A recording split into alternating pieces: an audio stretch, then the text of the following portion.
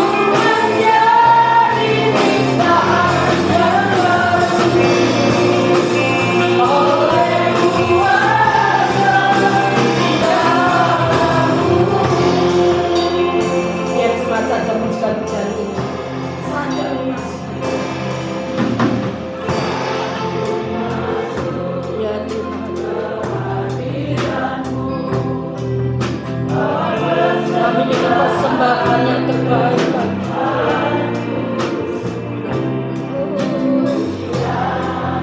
Pujian kami Tuhan, kami ingin memberi persembahkan.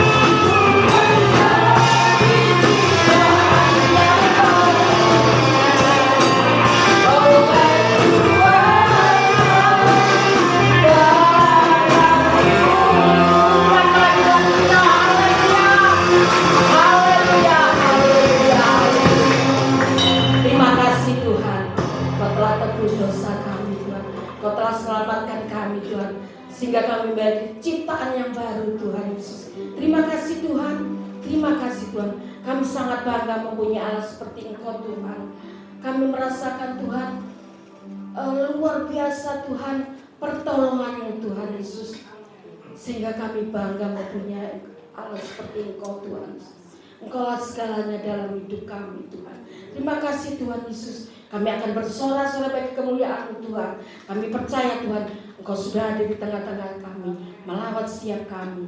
Pujilah namamu ya Bapa. Hanya di dalam nama Tuhan Yesus kami sudah berucap syukur. Mari sama-sama katakan amin sekali yang Tuhan belajar. Haleluya, haleluya. Kita merasakan bangga bernyanyi. Sungguh ku bangga Bapa, punya Allah seperti Engkau. Sungguh ku bangga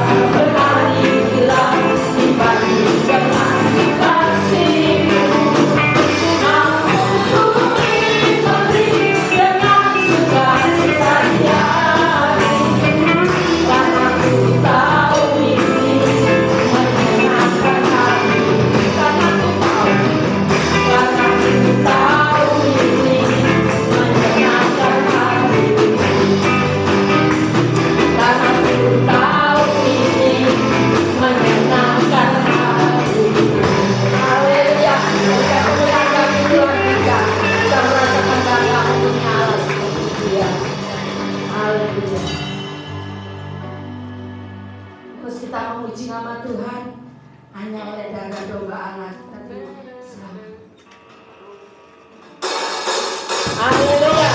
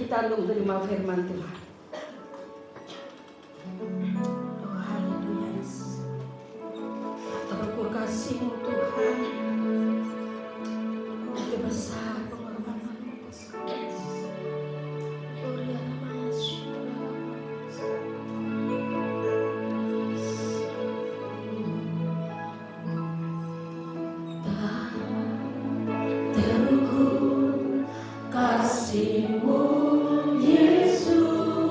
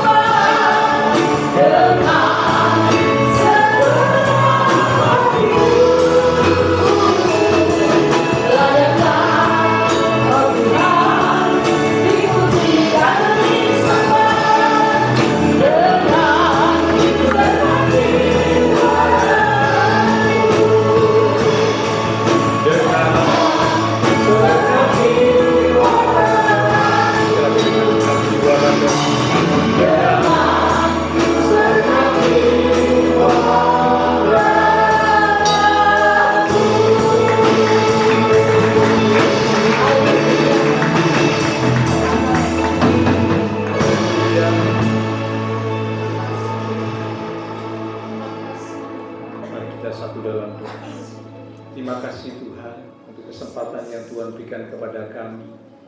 Sore malam hari ini kami datang di rumah Tuhan dengan hati penuh syukur dan sukacita. Telah kami persembahkan puji-pujian sorak-sorai kami. Biarlah pujian yang kami sampaikan boleh menyenangkan hati Tuhan. Tiba saatnya kembali kami akan belajar kebenaran firman Tuhan. Mari urapi setiap kami ya Roh Kudus. Lembutkanlah hati kami, beri kami hati yang haus rindu akan kebenaran firman. Sehingga ketika benih firman Tuhan itu ditaburkan, sungguh benih firman Tuhan itu boleh tertanam, berakar, bertumbuh dan berbuah di dalam hidup kami. Hidup kami semakin diubahkan, bahkan iman rohani kami semakin bertumbuh dewasa. Roh Kudus urapi pula hamba-Mu yang terbatas, dalam pikiran dan perkataan Kristus pada diri hamba-Mu. Bila Tuhan yang berkata-kata melalui mulut bibir hamba-Mu, sampailah pesan Tuhan bagi setiap kami saat ini. Kami umat-umat Tuhan siap untuk menerimanya. Di dalam nama Tuhan Yesus Kristus, semua yang siap diberkati dengan firman Tuhan bersama kita berkata amin. Silakan kembali saudara.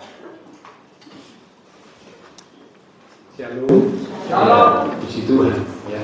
Tentunya kita bersyukur untuk kesempatan yang Tuhan berikan pada hari ini. Gimana bawa catatannya bisa jadi oke. Sebelum kita akan bersekutu dengan tubuh dan darah Tuhan, sama-sama kita akan belajar kebenaran firman Tuhan ya. Judul renungan firman Tuhan pada hari ini adalah tentang perpecahan ya, perpecahan.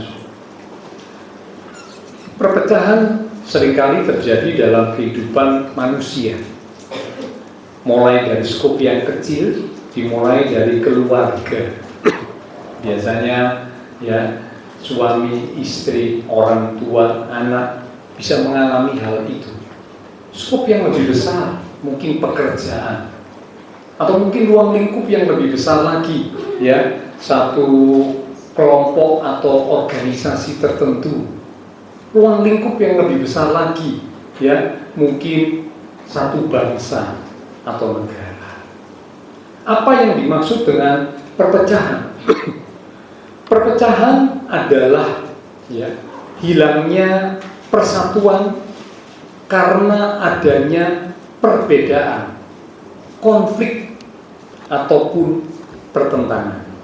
Sekali lagi ya, perpecahan adalah hilangnya persatuan karena adanya perbedaan, konflik ataupun pertentangan. Ya, jadi perpecahan bisa terjadi karena persatuan itu hilang, persatuan itu lenyap, mungkin karena adanya perbedaan pendapat, perbedaan pemikiran, lalu terjadi konflik hingga terjadi pertentangan, sehingga akhirnya pecah, keluarga pecah, ya, pekerjaan, rekan kerja pecah. Bahkan mungkin juga gereja pecah, ya, bangsa negara juga pecah dan sebagainya. Mengapa? Karena adanya perbedaan, konflik, bahkan pertentangan. Nah, malam hari ini kita akan lihat, kita akan belajar bersama-sama. Apakah yang menjadi sebab atau pemicu perpecahan itu terjadi? Sekali lagi ya, apa yang menjadi sebab atau pemicu sehingga perpecahan itu terjadi? Tidak mungkin tanpa sebab tiba-tiba terjadi perpecahan. Tidak mungkin. Pasti ada sebabnya, pasti ada pemicunya. Nah, kita akan lihat, kita akan belajar bersama pada malam hari ini apa sebab perpecahan itu terjadi. Pemicunya itu apa sehingga perpecahan terjadi dalam keluarga kah, dalam sebuah pekerjaan kah, dalam sebuah gereja kah, atau bahkan dalam sebuah bangsa atau negara. Yang pertama, pemicu perpecahan yang pertama adalah masing-masing merasa benar. Orang yang berbeda pendapat, yang kemudian ada konflik, bertentangan satu dengan yang lain, masing-masing merasa diri benar. Yang satu berkata, oh, aku benar, pendapatku, keputusanku benar. Yang satu lagi berkata, nggak bisa, pendapatku, keputusanku yang benar. Masing-masing bersikukuh, masing-masing mempertahankan bahwa dirinya adalah yang benar. Sebuah contoh di Alkitab dituliskan dalam Kisah Para Rasul pasal yang ke-15. Mari kita buka saudara ya. Kisah Para Rasul pada pasal yang ke-15.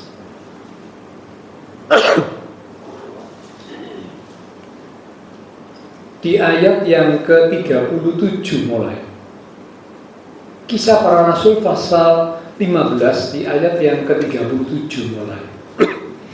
Demikian firman Tuhan. Barnabas ingin membawa juga Yohanes yang disebut Markus. Tetapi, kalau kata tetapi berarti ini lawannya ya, pertentangan sebaliknya.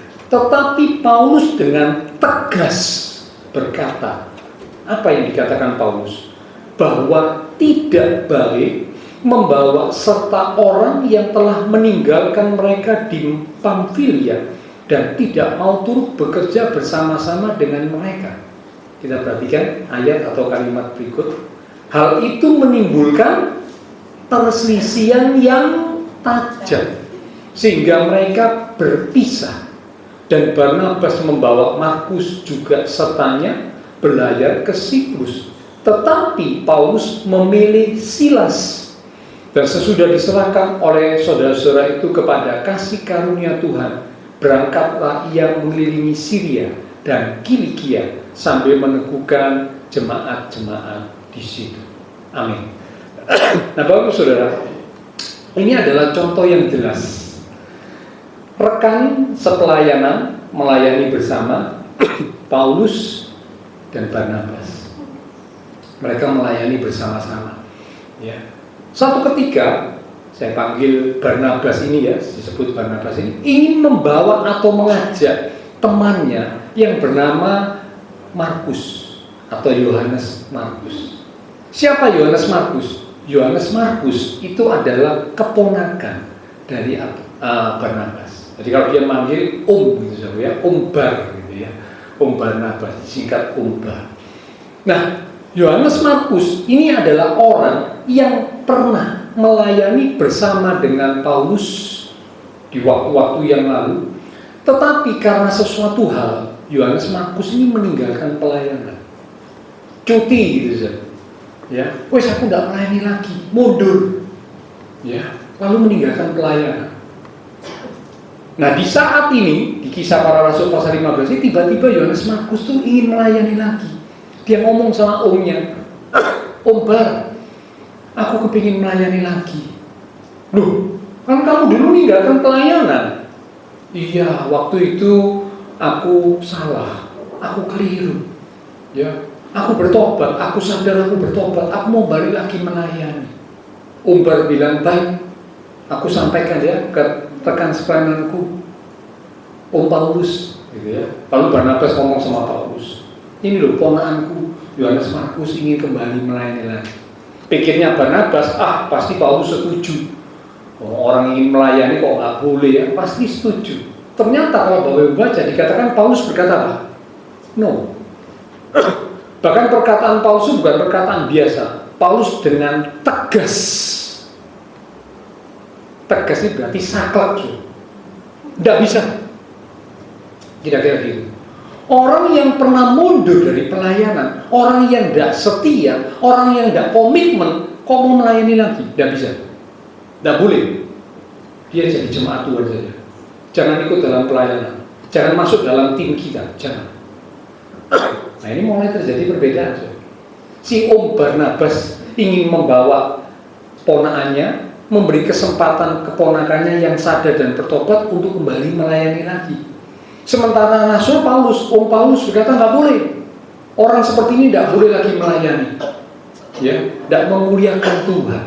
Jadi batu sandungan. Tidak punya komitmen, tidak setia. Jangan melayani lagi. Ya. Akhirnya kalau Bapak baca, membuat Paulus dan Barnabas pecah. Padahal mereka ini rekan sepelayanan, melayani bersama, tim. Tapi karena adanya pertentangan, perbedaan pendapat, konflik, pecah. Barnabas tetap bertahan, pendapatku yang benar. Orang yang bertobat harus diberi kesempatan. Paulus tetap bertahan, pendapatku yang benar. Orang yang pernah mundur tidak boleh lagi melayani. Sama-sama bersikukuh mempertahankan pendapatnya, pecah. Barnabas berangkat jalan sendiri dengan keponakannya Yohanes Markus, sementara Paulus jalan sendiri, milih teman pelayanan yang baru, rekan pelayanan yang baru yang namanya Silas. Bisa. Ya. Nah, perpecahan terjadi, Saudara. Ini contoh dalam Alkitab yang sangat jelas. Tetapi yang luar biasa, Saudara, ya, akhirnya itu saya lupa di bagian Alkitab mana, kalau Bapak Ibu cari nanti pasti ketemu ya. Paulus itu akhirnya mengakui bahwa Yohanes Markus ini berguna bagi pelayanan mereka. Akhirnya mengakui. Ya, jadi sempat Paulus itu dengan tegas menolak karena dia kecewa dengan tingkah laku Yohanes Markus yang lalu, ya. Tapi karena Barnabas bersikukuh, tetap dia melangkah sendiri. Akhirnya satu titik Paulus mengakui, oh, Yohanes Markus ini berguna bagi pelayanan kami. Dan saudara tahu siapa Yohanes Markus? Yohanes Markus ini adalah penulis Injil Markus. Itu Yohanes Markus. Ya, jadi seorang yang pernah mundur dari pelayanan, seorang yang pernah tidak setia, seorang yang tidak komitmen, tapi setelah dia sadar, dia bertobat sungguh-sungguh, Barnabas yang memberi kesempatan, dia akhirnya berguna dalam pelayanan, dan dia menulis Injil Markus yang sering kita baca.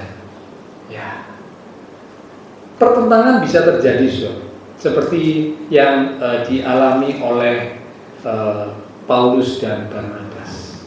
Masing-masing merasa benar.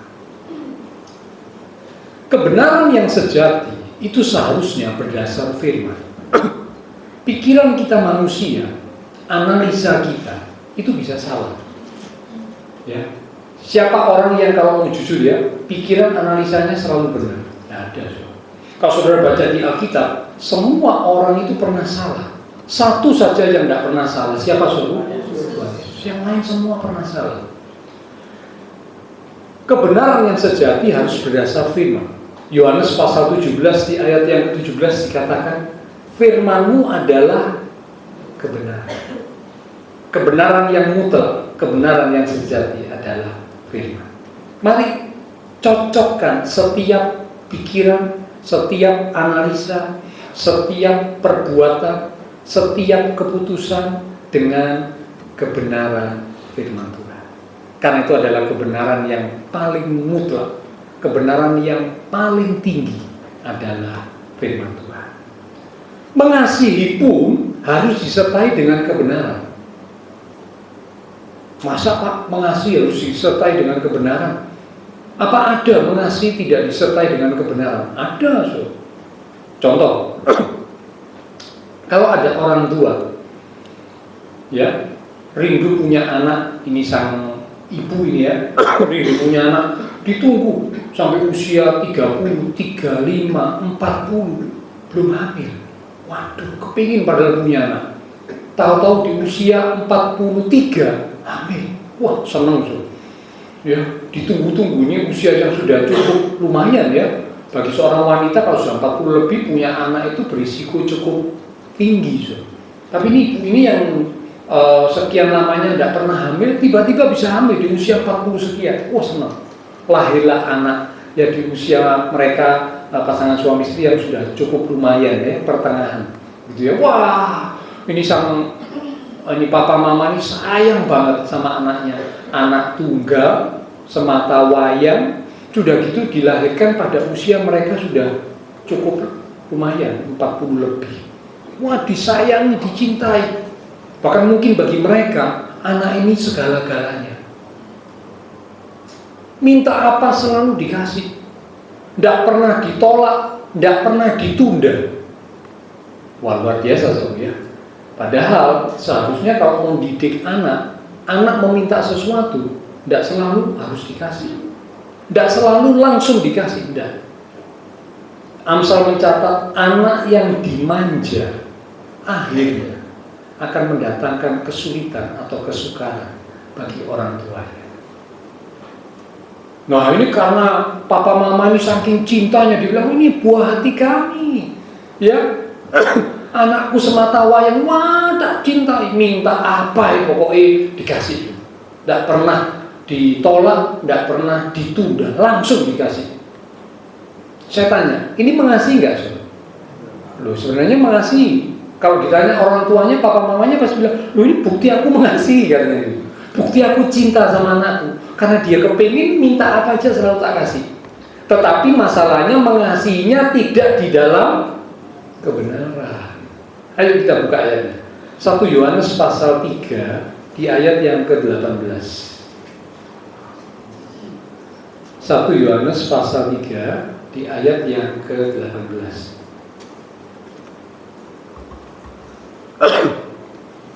Demikian firman Tuhan. Anak-anakku, marilah kita mengasihi, bukan dengan perkataan atau dengan lidah, tetapi dengan perbuatan dan dalam kebenaran. Nah ini belakangnya jangan lupa saudara ya. Biasanya orang hanya ingat mengasihi dengan perbuatan. Oh iya betul. Kalau mengasihi tidak dengan perbuatan itu ngomong tok. Dulu saya ingat orang tua saya, papi saya pada senang. Wah kalau ngomong tok itu katanya ombyoan pasar turi. Ya katanya gitu ya. Zaman dulu kan kalau ngomong gitu, ngomong tok sayang mengasihi ombyoan pasar turi. Ya, kalau ngomong mengasihi harus dibuktikan dengan tindakan. Tetapi ayat ini berkata bukan cuma dengan tindakan, tapi tindakannya harus didasari di dalam kebenaran. Oke, kita kembali dulu ya. Jadi kita lihat bahwa ternyata kebenaran itu begitu penting, yaitu firman Tuhan. Kalau kita mau melakukan sesuatu, cocokkan semuanya dengan firman Tuhan. Karena firman Tuhan itu adalah yang paling benar dan tidak pernah salah. Ini yang pertama.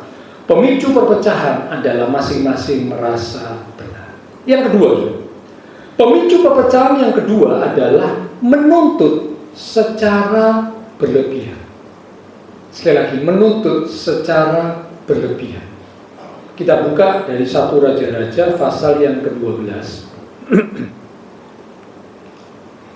1 Raja-Raja pada pasal yang ke-12.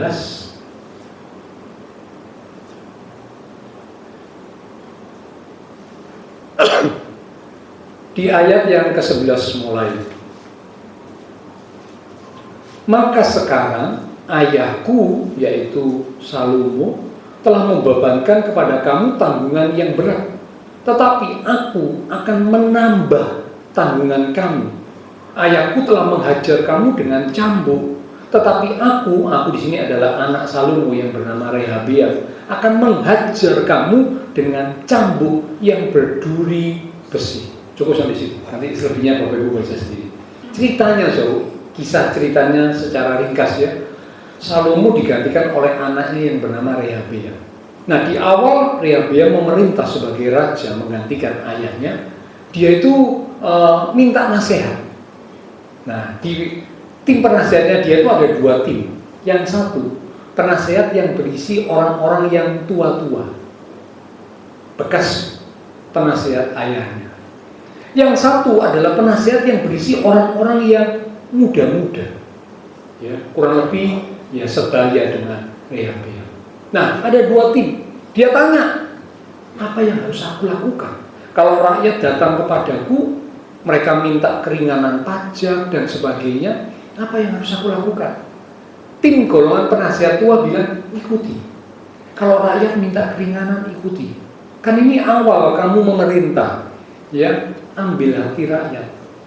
Nanti kalau kamu bisa ambil hati rakyat, kamu akan jadi raja yang dihargai, dihormati oleh rakyatmu, diterima oleh rakyatmu, lalu baru kemudian kamu mengambil keputusan-keputusan berikutnya. Itu golongan penasihat tua. Tapi penasihat muda ngomong gini, jangan. Nek kamu ngikuti permintaan rakyat, orang itu biasanya kalau dikasih api ngerogoi rempelo dan kantong. Ya, karena kebetulan rempelo itu juga enak ya. Saya penggemar ati rempelo, wah enak. Wah, tambah menjadi-jadi. Maaf, tambah kurang ajar nanti. Cekel, tindas. Jangan dituruti. Nah, singkat cerita, Rehabeam akhirnya diberhadapkan dengan dua keputusan ini ya, dua hal nasihat mana yang harus diambil ya, nasihat golongan tua atau sebaliknya golongan muda. Dan akhirnya kalau Bapak Ibu perhatikan tadi, ternyata Rehabeam mengikuti nasihat golongan orang-orang muda ya. Dia bilang, tanggunganmu rakyatku berbesar.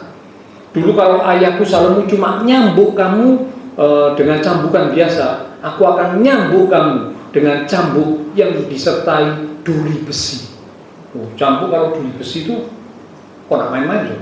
Dicambuk biasa saja sudah sakit, luka. Dengan duri besi, sudah bisa bayangkan ya, ujungnya ada duri besi. Tes, strap, bukan cuma luka, robek tersayat-sayat. Ya, itu ceritanya begitu ya. Dan akhirnya rakyat kecewa, rakyat meninggalkan Rehabeam, mereka kudeta, berontak, mereka tidak mau menerima Rehabeam sebagai raja. Padahal Rehabeam ini anaknya Salomo. Salomo itu orang yang luar biasa hikmatnya. Dia menguasai banyak kerajaan, bukan cuma Israel, tapi banyak kerajaan-kerajaan itu tunduk dan takluk kepada Salomo, memberikan upeti kepada Salomo. Tapi anaknya cuma bisa hanya memimpin 2 suku. Yang 10 suku berontak, ngamuk, ya, tidak terima, kudeta. Mereka ngangkat orang yang baru, yang namanya siapa? Yerobeam. Jadi ada 2 kerajaan ya, sehingga akhirnya kalau Bapak Ibu baca selanjutnya, setelah Salomo, Israel terpecah jadi 2. Yang satu Israel Utara, disebut Israel, kerajaan Israel, 10 suku. Yang satu Israel Selatan, disebut kerajaan Yehuda, yang cuma 2 suku. Nah, generasi keturunan dari Salomo cuma memerintah 2 suku. Orang yang hebat luar biasa, tapi gagal mendidik anaknya. Akhirnya anaknya hancur. Kerajaan di bawah anaknya Salomo habis loh. Cuma tinggal 2 suku. Ya. Menuntut secara berlebihan. Ya memang kadang-kadang orang itu kan punya keinginan ya. Tapi kalau kita punya keinginan lalu nuntutnya itu bukan biasa, nuntutnya itu banyak, nuntutnya itu besar, nuntutnya itu berlebihan. Nah ini menjadi awal dari sebuah perpecahan. Yang ketiga, apa sebab perpecahan terjadi? Ya, yang pertama tadi perpecahan terjadi karena masing-masing merasa benar.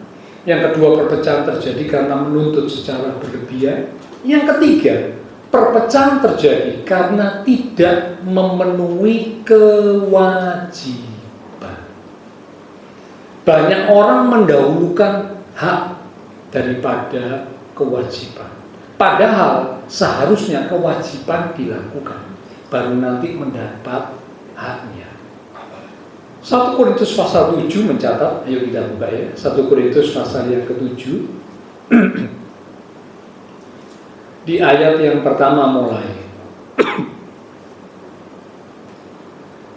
Perikopnya tentang perkawinan. Dan sekarang tentang hal-hal yang kutuliskan kepada yang kamu tuliskan kepadaku adalah baik bagi laki-laki kalau ia tidak kawin. Ini pendapat Rasul Paulus ya. Jadi Paulus bilang lebih baik kalau laki-laki itu tidak kawin. Gitu ya. Kenapa? Nanti kita lihat. Tetapi mengingat bahaya percabulan, baiklah setiap laki-laki mempunyai istrinya sendiri, dan setiap perempuan mempunyai suaminya sendiri. Perhatikan kalimat berikut. Hendaklah suami memenuhi kewajibannya terhadap istrinya. Demikian pula istri terhadap suaminya.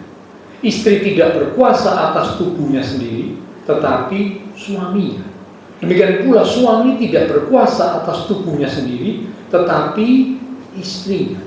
Janganlah kamu saling menjauhi, kecuali dengan persetujuan bersama untuk sementara waktu, supaya kamu mendapat kesempatan untuk berdoa.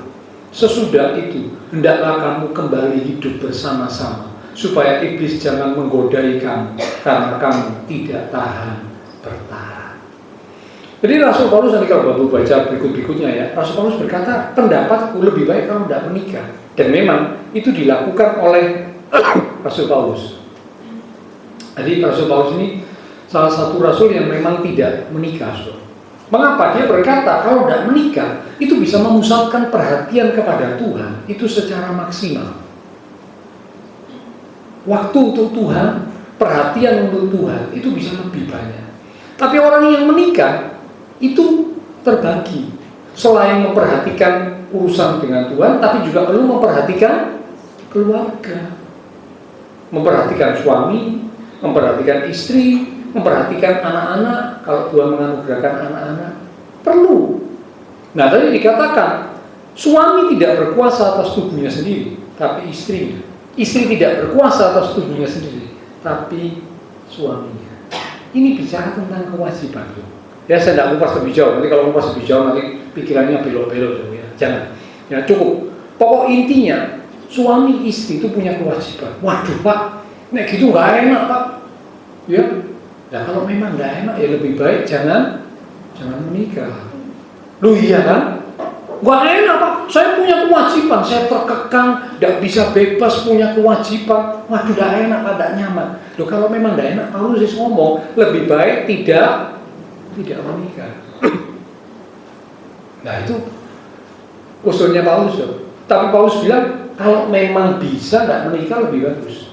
Tapi daripada jatuh dalam percabulan, karena ada orang tidak menikah, tapi hidupnya tidak karu-karuan. Ya sudah tahu maksud saya kalau karu-karuan ya. Wah perilakunya maaf ya bejat, asusila, tidak kawin, tidak nikah udah, tapi waduh wis tidak karu-karuan. Ya, katanya orang dunia bilang jajan sana jajan sini. Ya bukan jajan pasar sudah bukan ya. Tapi tidak karu-karuan sudah hidupnya. Tidak nikah.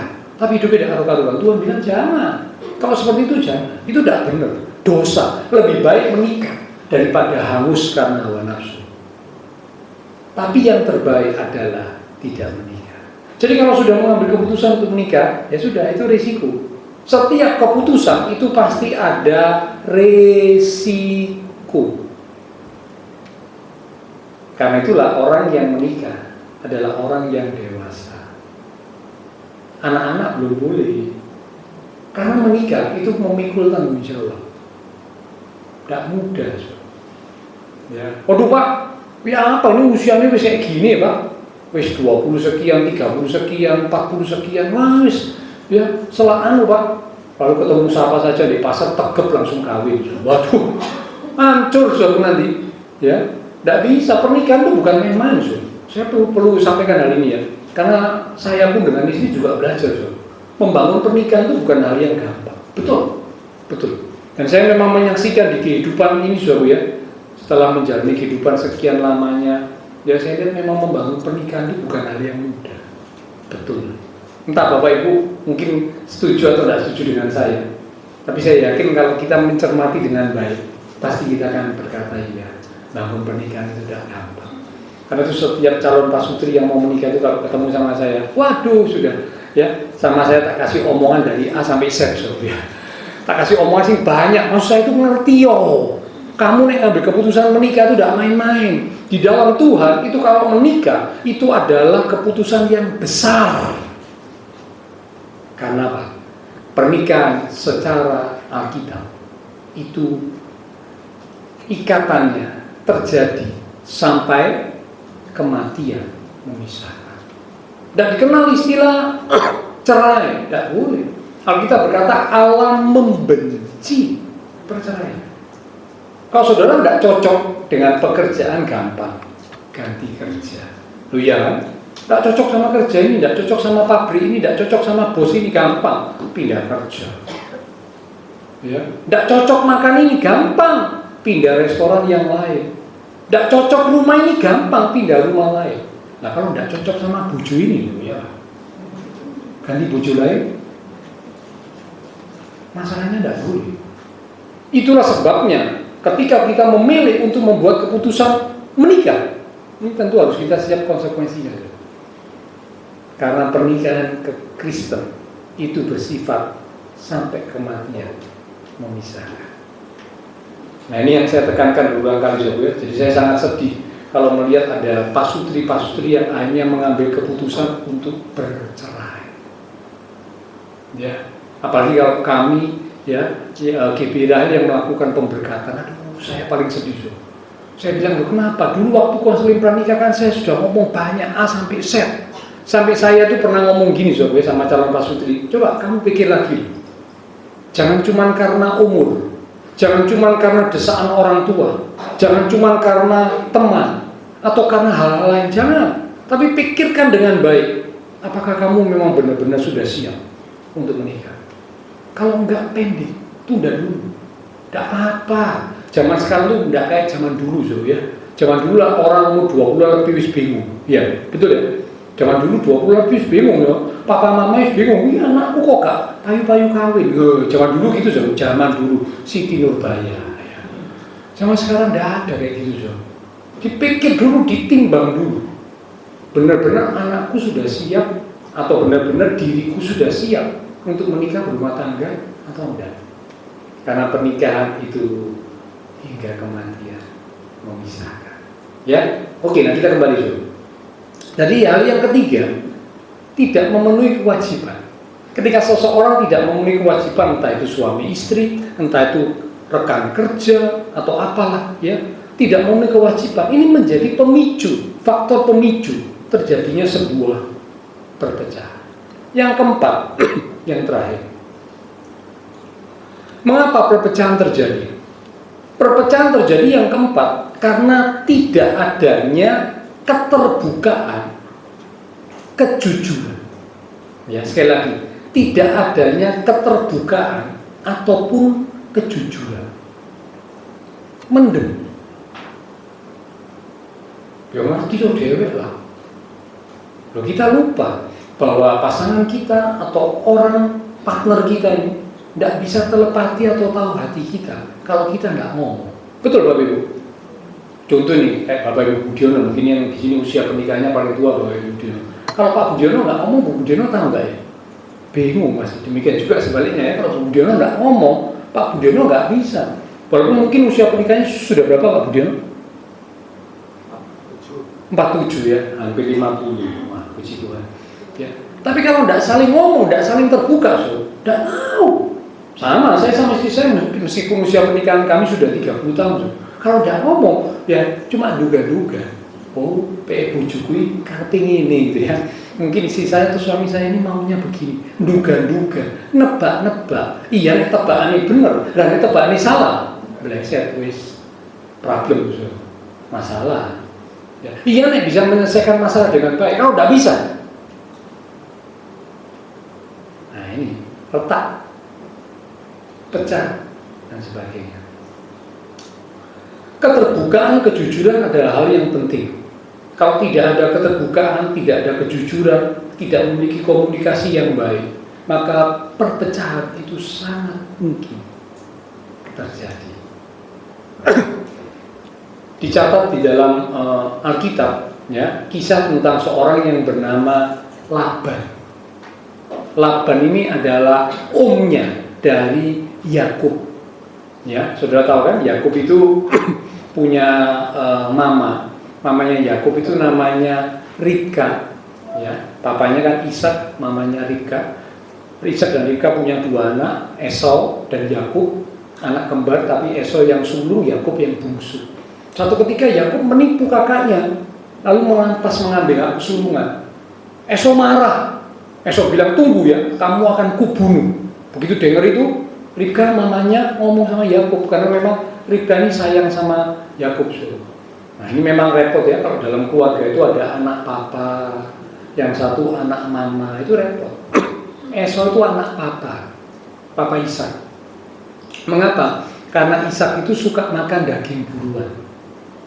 Ya, nah Esau suka berburu. Jadi cocokin. Yang satu suka makan, yang satu suka berburu. Wah, cocok ini anak kesayanganku, anak papa. Yang satu Yakub itu beda. Yakub itu anak mama, anak mami. Orangnya diem, tenang, suka di rumah. Mami masak apa? Aku baru masak ya. Nah, kira-kira begitu ya. Mami kerjakan apa? Aku bantu mami ya. Kira-kira gitu ya. Wah, maminya seneng. Anak mami. Yang satu keleleran di luar ya, keliling-keliling berburu, tak pernah bantu maminya. Anaknya papi. Ya, jadi ada anak emas. Ya repot kalau ada anak emas, yang satunya pasti anak kalau tidak perunggu tembaga. Ya. dapat cinta yang sisa-sisa, saudara ya. Nah ini akhirnya singkat cerita, setelah ini Ribka mamanya dengar Esau kakaknya Yakub mau membunuh, dia ngomong, Pigio sing jauh, datang ke tempat asalku. Nah Ribka ini punya tempat asal, ya. Nanti ketemu sama kakak atau kakakku atau pamanmu yang bernama Laban. Nah ceritanya gitu ya. Lalu Yakub lari ke sana, ketemu Laban, singkat cerita. Nah waktu ketemu Laban, dikenalkan sama anak-anaknya Laban, sepupunya Yakub, ya. Tapi zaman dulu memang sepupu itu boleh menikah, ya boleh, itu zaman dulu, ya. Nah lalu siapa namanya Yakub ini jatuh cinta sama Rahel, ya. Waduh, ya. Lalu dia ngomong sama pamannya ya, Laban, ayah dari Rahel, aku cinta sama anakmu, berikanlah anakmu untuk menjadi istriku. Ya kira-kira gitu, ya. Lalu Laban bilang begini, iya ya, daripada Rahel ini tak berikan kepada orang lain, ya sudah lebih baik kamu aja yang jadi suaminya. Tapi kalau kamu mau jadi suaminya Rahel, kamu harus kerja 7 tahun. Baik, siap, aku kerja 7 tahun, tidak masalah begitu. Ya, kerjalah 7 tahun. Nah, kita mencatat 7 tahun itu dirasanya cuma seperti beberapa hari. Wah, saya kok bisa bayangkan ya. 7 tahun itu cuma seperti kayak beberapa hari. Karena apa? Karena cinta. Makanya Kidung Agung berkata cinta itu kuat. Jadi karena cinta, nah ini ya seperti waktu yang singkat saja. Singkat cerita, pernikahan diadakan. Nah zaman dulu kalau pakai cadarnya itu tertutup rapat, so.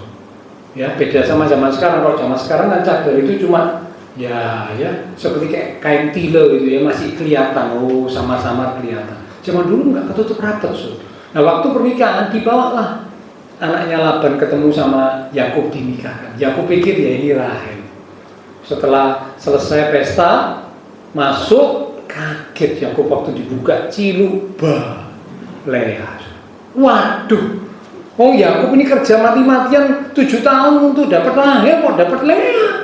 Lea itu kakaknya. Ya, memang kita mencatat Lea itu mukanya kurang berseri gitu ya. Tak tahu ada sesuatu di matanya itu sehingga membuat kurang berseri, kurang menarik. Nah, Yakub marah, dia tegur si pamannya ini ya, yang adalah mertuanya sekarang. Duh, kamu kan janji ngasihkan Rahel, kenapa kok Lea? Ya, lalu Laban berkata, di tempat kami tidak lazim, tidak baik kalau adik itu nikah duluan, harus kakaknya. Ya sudah, kalau kamu memang kepingin Rahel, tidak apa-apa. Genapi dulu pernikahanmu dengan Lea, setelah itu Rahel akan kuberikan juga kepadamu. Tapi kerja lagi 7 tahun. Baik. Ya, jadi 7 tahun tambah 7 tahun, 14 tahun. Ya, akhirnya Rahel jadi istrinya. Terus setelah itu masih kerja lagi untuk dapat upah. Nah, ketika kerja itu berulang kali, Laban ini mengubah. Upahnya itu selalu dirubah. Curang gitu, so. Kalau ada yang apa, ya diubah. Nanti Bapak Ibu bisa baca sendiri. Curang. Jadi zaman dulu ternyata sudah ada mertua curang sama menantu. Ada, so. Jadi kalau zaman sekarang ada yang curang, yang tidak usah kaget, so. Ya, makanya sampai ada muncul istilah huping ciak kuping, ya. Tahu huping ciak kuping ya? Huping siang itu konco dekat, konco akrab, tapi bisa ngeciak, ngancurkan teman dekatnya, so. Lah mertua saja bisa ngakali dan penipu menantunya, yang kita mencatat begitu. Nah ini membuat akhirnya kalau Bapak Ibu baca, Yakub kecewa, dia memisahkan diri dari Laban. Perpecahan terjadi. Mengapa? Karena adanya ketidakjujuran. Curang, tidak terbuka. Ya, inilah 4 hal yang kita belajar bersama, so. Ya, mengapa perpecahan itu bisa terjadi? Tentunya kalau kita belajar hari ini, so, saya juga termasuk dalamnya. Sama-sama kita belajar, karena kita rindu supaya kita bisa membangun persatuan. Lawan dari perpecahan itu adalah persatuan. Ya, ini ungkapan atau pepatah di Indonesia itu dikatakan ya, bersatu kita teguh, bercerai nikah lagi ya. Dan bercerai kita runtuh, bercerai kita hancur. Ya kalau nikah lagi itu orang yang di luar sana tuh. Ya tapi kalau anak-anak Tuhan tidak boleh. Kematian memisahkan baru bebas dari ikatan. Selama belum mengalami kematian, tidak boleh ada perceraian. Bahkan tidak boleh menikah lagi. Itu Alkitab memang berkata. Ya. Nah, saya rindu mengajak Bapak Ibu Saudara sama-sama kita belajar. Ya, saya pun juga belum sempurna. Saya belajar kebenaran firman Tuhan ini, saya share, saya bagikan kepada Bapak Ibu.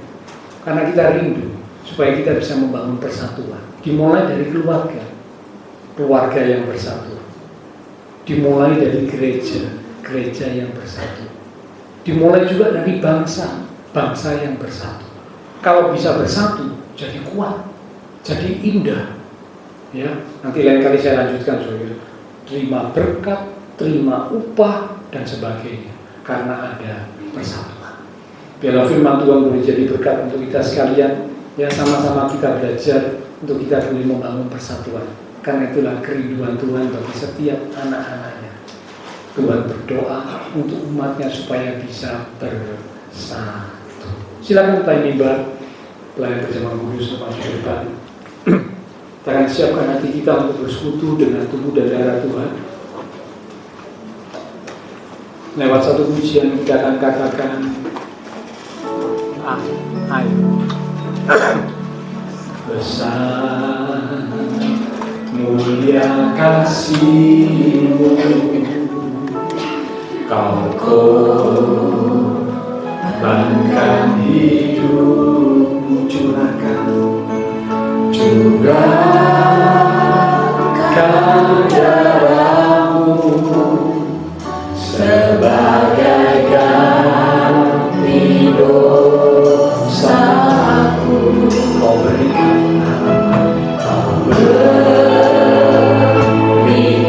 harapan di dalam kesesakan.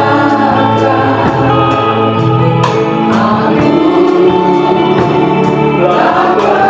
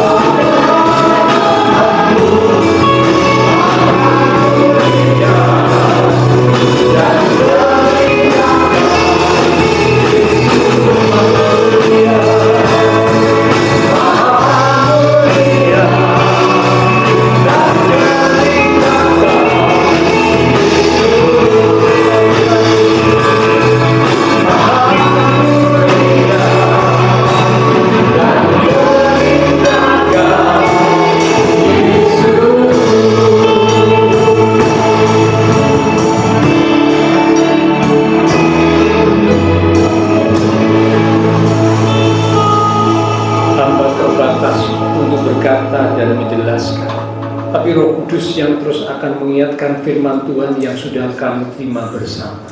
Karena Tuhan rindu supaya setiap kami umat-umat Tuhan berjuang bersama untuk membangun persatuan, kesatuan, dimulai dari ruang lingkup yang kecil, yaitu keluarga. Kami sadar Tuhan, memang membangun persatuan bukan hal yang mudah. Banyak hal yang berpotensi untuk menghancurkan persatuan. Ditambah lagi iblis menunggangi, ingin menghancurkan persatuan. Tetapi Tuhan Yesus berdoa supaya umat-umat Tuhan bisa bersatu. Tolong kami Tuhan, mampukan kami Roh Kudus, supaya kami boleh sama-sama belajar dan berjuang membangun persatuan. Terima kasih Tuhan. Sebentar kami akan bersekutu dengan tubuh dan darah Tuhan yang kudus. Sebelum kami masuk di dalam perjamuan kudus, kami introspeksi diri kami. Jikalau ada dosa, kesalahan yang sudah kami lakukan, baik lewat tindakan kami, perkataan kami, pikiran kami, yang tidak sesuai dengan apa yang Tuhan kehendaki. Malam ini Tuhan, sebelum kami bersekutu dengan tubuh dan darah Tuhan, kami datang merendahkan diri di hadapan Tuhan. Kami mohon pengampunan-Mu Tuhan.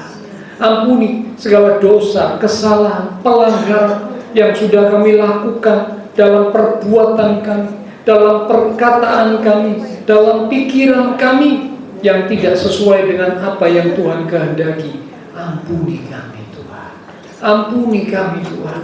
Dan kami percaya ketika kami mohon pengampunan Tuhan dengan penuh kesungguhan, Engkau Allah yang setia dan adil. Engkau berjanji untuk mengampuni kami dari segala kesalahan kami, menyucikan kami dari segala dosa kami, sehingga sebentar setiap kami umat Tuhan dikuduskan, dilayakkan untuk kami boleh bersekutu dengan tubuh dan darah Tuhan yang kudus.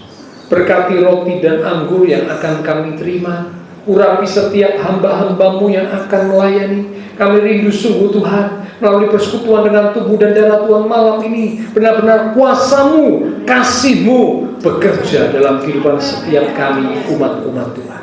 Dengan hati yang siap, kami akan menerima tubuh dan darah Tuhan yang kudus. Dalam nama Tuhan Yesus Kristus, kami sudah berdoa. Amin. Sementara tubuh dan darah Tuhan akan dibagikan, silakan Doiser. Kita katakan lewat satu pujian ini, Bapak Ibu Saudara yang sudah menerima tubuh dan darah Tuhan, silakan bangkit berdiri, disiapkan, dibuka roti hostinya, dibaca ayat firman Tuhannya, kiranya jadi rema. Lewat pujian kita katakan, hanya Kau Tuhan di hidupku, Kau beri kami hidup yang baru. Darah-Mu menyucikan ku menyerahkan Allah segalanya. Kau sumber pengharapan, sumber pengharapan.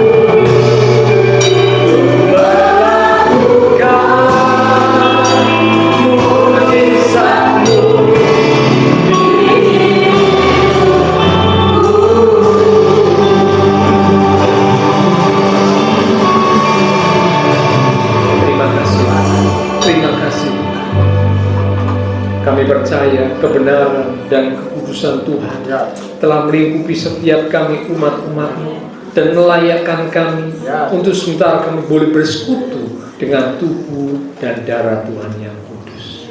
Sekarang dengan hati, pikiran yang tertuju kepada korban Kristus di atas kayu salib, mari kita akan angkat roti lebih tinggi dari kepala kita. Kita akan dengar firman Tuhan yang terambil dari 1 Korintus pasal yang ke-11 di ayat yang ke-23 mulai. Demikian firman Tuhan.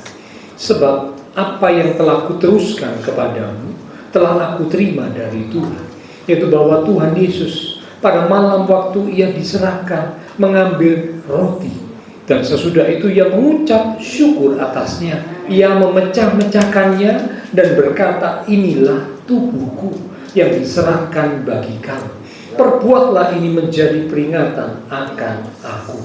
Saudara, roti yang telah dipecah-pecahkan dan sebentar kita akan makan bersama-sama. Bukankah ini adalah persekutuan dengan tubuh Kristus? Amin. Mari kita akan makan bersama-sama, katakan dengan iman, dalam nama Tuhan Yesus Kristus. Haleluya.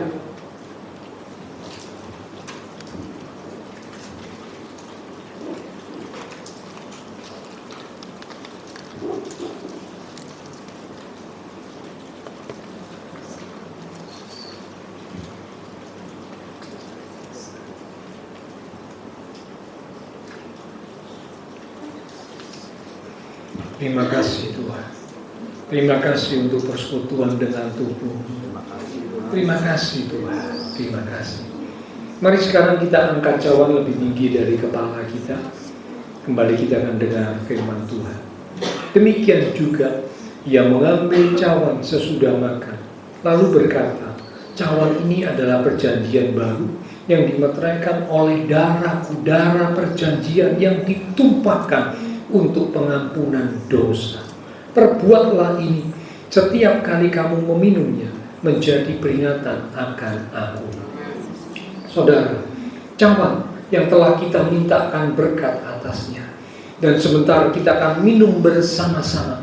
Bukankah ini adalah persekutuan dengan darah Kristus?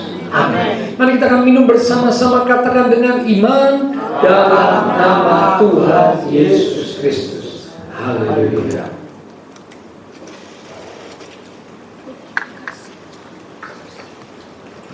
Mari naikkan syukur kita kepada Tuhan. Katakan terima kasih Tuhan. Terima kasih. Kami bersyukur Tuhan. Haleluya, haleluya, haleluya. Haleluya, haleluya, haleluya. Kami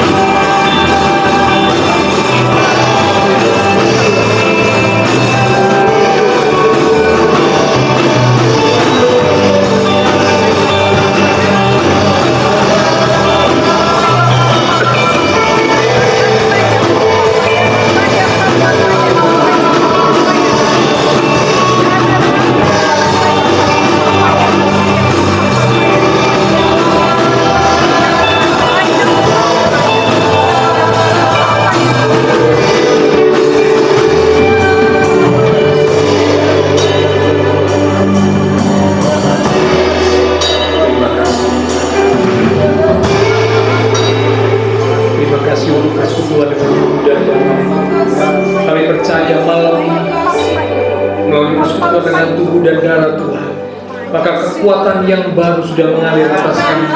Kuasa kasih-Mu semakin bekerja dalam hidup kami, biar kami boleh menjadi umat-umat Tuhan yang sungguh mengalami hal-hal yang indah, rencana-rencana yang indah yang Tuhan siapkan buat kami terjadi, tergenapi di dalam kehidupan setiap kami umat-umat. Hamba berdoa Engkau memberkati setiap umat-umat-Mu ya Tuhan, diberkati iman rohani, diberkati keluarga rumah tangga, diberkati usaha pekerjaan, diberkati studi sekolah, diberkati kesehatan kami, bahkan diberkati masa depan kami. Semua yang sudah melayani, persembahan yang dipersembahkan, apapun yang dilakukan oleh setiap umat Tuhan karena mengasihi Tuhan, Allah sumber segala berkat akan memberkati kembali dan terus mewakili kehidupan setiap kami untuk kami boleh lebih lagi berkarya bagi Tuhan untuk kemuliaan Tuhan. Kami berdoa memberkati bangsa negara kami Indonesia, pemimpin-pemimpin bangsa kami, kota kami Surabaya, demikian juga tetangga lingkungan sekitar gereja Tuhan. Memberkati jemaat-jemaat Tuhan yang berulang tahun sepanjang minggu ini dengan pertemuan usia yang Tuhan beri, membawa setiap umat-Mu semakin sungguh mengasihi Engkau Tuhan. Terima kasih Tuhan. Setelah selesai ibadah, kami akan berpisah satu dengan yang lain, kembali ke aktivitas kami, kembali ke keluarga rumah tangga kami. Biarlah segala berkat, anugerah, damai, sukacita yang melimpah dari Allah Bapa Surgawi, kasih Tuhan Yesus Kristus, persekutuan dengan kuasa Roh Kudus akan terus memimpin menuntun langkah kehidupan setiap kita. Itu terus menyertai kita sekalian mulai malam ini sampai Maranatha Tuhan Yesus datang kembali. Di dalam nama Tuhan Yesus Kristus, semua yang percaya diberkati Tuhan. Mari bersama dengan iman kita berkata, amin.